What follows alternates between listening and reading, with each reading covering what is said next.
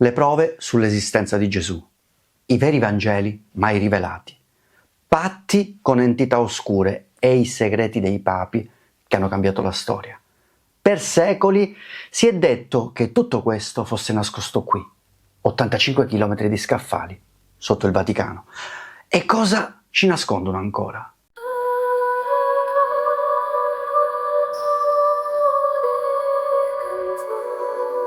Immagina un edificio antico le cui sale nascondono migliaia di scaffali, colmi di volumi polverosi e pergamene ingiallite. L'archivio segreto Vaticano evoca da subito, è chiaro, un alone di mistero, perché è segreto. Cosa contiene, quali verità e leggende si nascondono tra quei documenti. Oggi cerchiamo di addentrarci in questo argomento affascinante e come guida, proprio per non fare un qualcosa di sensazionalistico, ti racconterò anche degli aneddoti storici, cercheremo di sfatare insieme miti popolari e di capire cosa si può davvero vedere e cosa invece rimane chiaramente celato alla vista.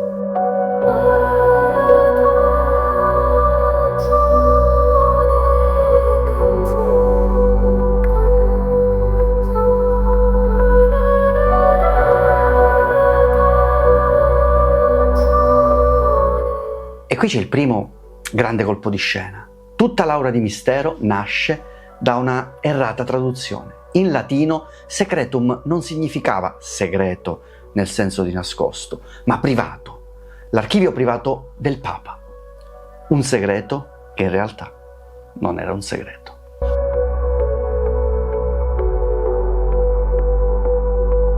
Ora, l'archivio segreto Vaticano ha origini molto antiche. Nasce ufficialmente alla fine del XVI secolo, quando Papa Sisto V creò l'Archivium Vaticanum per raccogliere documenti più preziosi della Chiesa. Poco dopo, nel 1612, Papa Paolo V Borghese decise di distaccare una parte riservata di questi documenti come archivio personale del pontefice, dandogli il nome di Archivium Secretum Vaticanum. In latino devi sapere che secretum non significa soltanto misterioso, ma anche privato, riservato. In altre parole, questi erano gli archivi privati del Papa. Per secoli questi documenti rimasero accessibili solo ai pontefici e a pochi eletti, diciamo, amplificando un po' l'aura di segreto e di mistero intorno a questo luogo.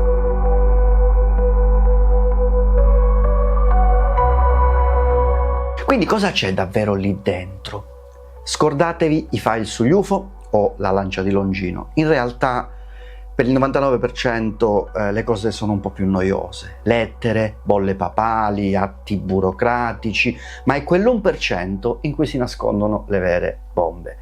Qui dentro ci sono gli atti originali del processo a Galileo Galilei, la richiesta di divorzio di un re inglese che ha scatenato lo scisma e le lettere disperate di Maria Antonietta prima di essere ghigliottinata. Alcuni studiosi parlano di circa 85 km quadrati di documenti storici. Non ci sono alieni, ma ci sono i fantasmi della storia.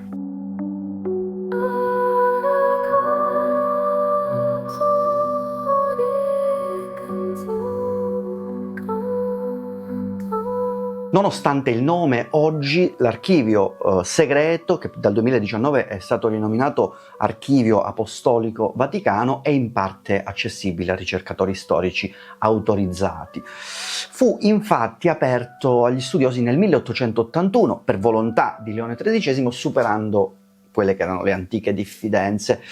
Oggi molti documenti sono disponibili anche se ci sono rigidi criteri di conservazione e temi sensibili, come ad esempio i rapporti con certi regimi del Novecento. Ricordiamoci sempre che il Vaticano è uno Stato a tutti gli effetti, che poi restano riservati questi documenti. In pratica l'accesso è concesso solo a chi dimostra un motivo di studio, ad esempio dottorandi, storici di livello alto, e lo vuole in base a regolamenti interni.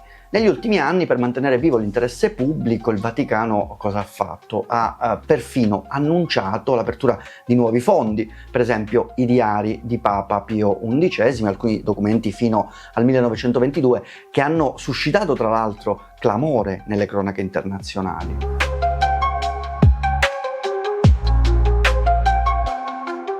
Naturalmente dove c'è un segreto fiorisce la leggenda. Si può definire l'effetto codice da Vinci, cioè l'idea che il Vaticano nasconda Vangeli apocrifi, prove sulla discendenza di Gesù o addirittura il cronovisore, una specie di macchina per vedere nel passato, o addirittura patti col diavolo stretti dalla Chiesa.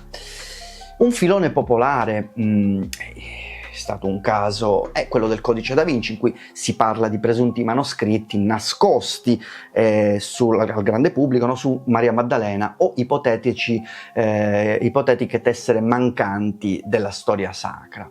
Ora, spesso si sente dire di file sconosciuti, di papi che predicavano il futuro o di misteriosi registri dei diavoli. In realtà queste storie derivano più dalla fantasia e dal desiderio di mistero che da fatti concreti. La maggior parte degli esperti concorda sul fatto che nulla di soprannaturale è stato trovato tra quelle carte e che l'archivio è più che altro una biblioteca gigantesca di documenti storici. Le leggende ovviamente hanno il loro fascino, alimentano l'immaginario comune e spesso spingono tanti curiosi a chiedersi che cosa realmente non ci mostrano. La verità è che nessuno storico serio ha mai trovato prove di tutto ciò, ma l'assenza di prove ovviamente non ha mai fermato una buona storia.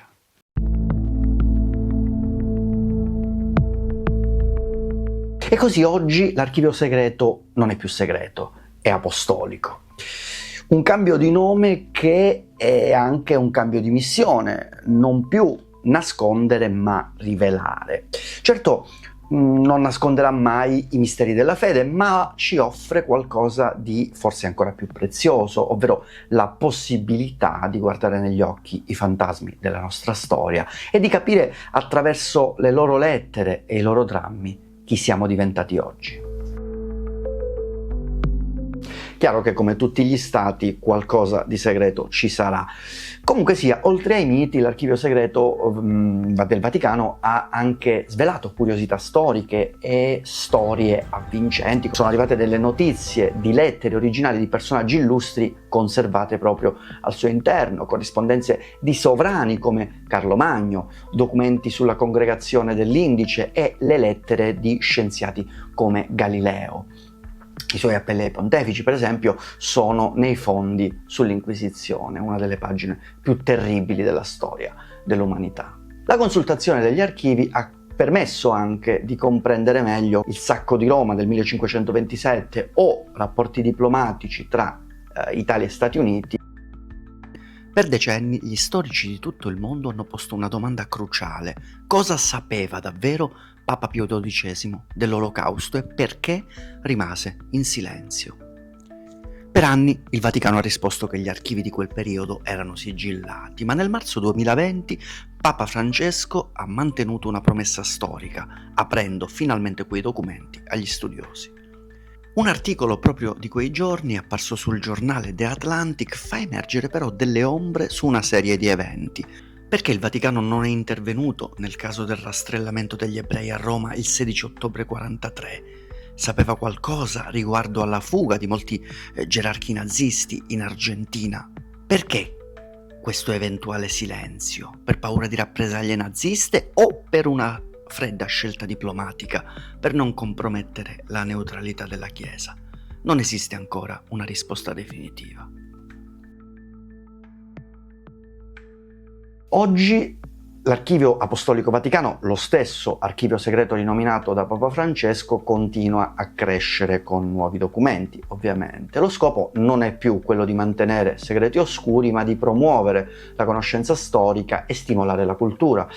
Io credo che possa esserci anche, ovviamente, qualcosa che alla Chiesa non faccia piacere che venga scoperto, ma è normale all'interno di un archivio di Stato, come in tutti gli stati moderni. Io ti ringrazio, ti chiedo di condividere questo video anche per confutare alcune delle leggende che circolano. Poi, se ti va di fare un altro viaggio nella storia della Chiesa, ti lascio qui la scheda con una carrellata sui conclavi più sanguinari, più assurdi della storia della Chiesa. Ti ringrazio per aver assistito a questo video, ti aspetto ancora qui per un nuovo video, per un nuovo enigma.